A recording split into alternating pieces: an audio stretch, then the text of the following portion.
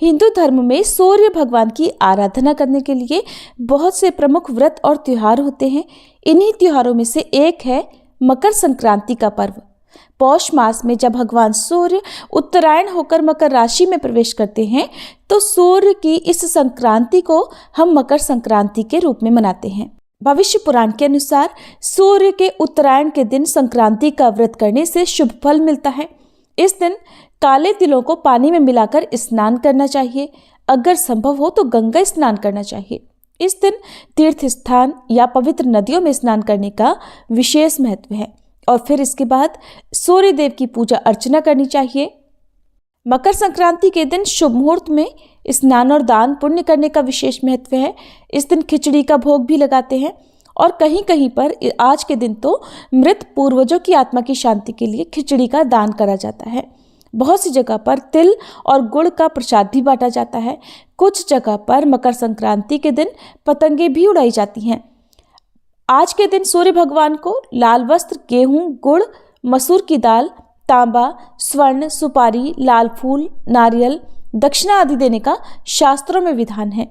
और मकर संक्रांति के दिन पुण्य काल में किए गए दान पुण्य सामान्य दिन के दान पुण्य से करोड़ों गुना ज्यादा फल देने वाले होते हैं। इस दिन सुबह स्नान करने के बाद सूर्य देव के सामने जल लेकर संकल्प करें।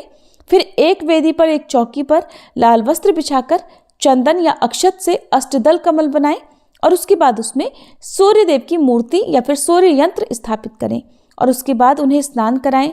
गंध, पुष्प, धूप, दीप, नैवेद्य आदि से पूजन करें। ओम घृणी सूर्याय नमः या ओम भास्कराय नमः और गायत्री मंत्र का जाप करना चाहिए।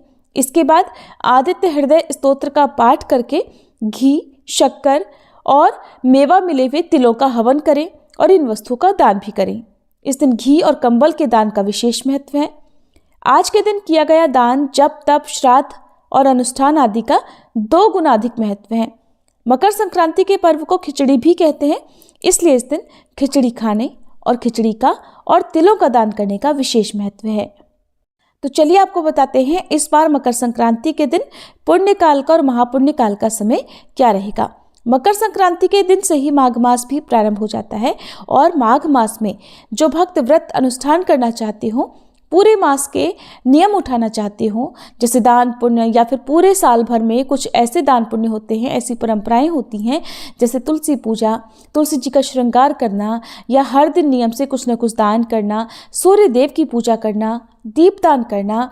इन सभी नियमों का पालन आप पहले दिन से प्रारंभ कर सकते हैं। मकर संक्रांति के दिन से आप इन सभी नियमों की शुरुआत कर सकते हैं। इस बार मकर संक्रांति के दिन सूर्य नारायण मकर राशि में सुबह 8:45 पर प्रवेश करेंगे।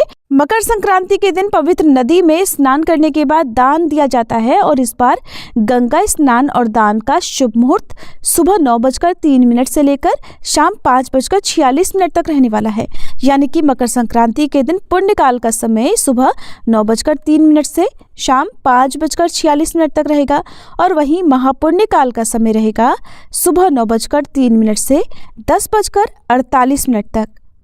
महापुण्य काल में कोई भी शुभ काम करना, किसी नई वस्तु की खरीदारी करना या पूजा पाठ या दान पुण्य से जुड़ा हुआ कोई भी कार्य करना बहुत ही शुभ माना जाता है। मकर संक्रांति के दिन स्नान करने के बाद सूर्य देव को जल अर्पित करें और सूर्य देव को चढ़ाए जाने वाले जल में तिल अवश्य डालें। ऐसा करने से इंसान की बंद किस्मत के दरवाजे खुलते हैं।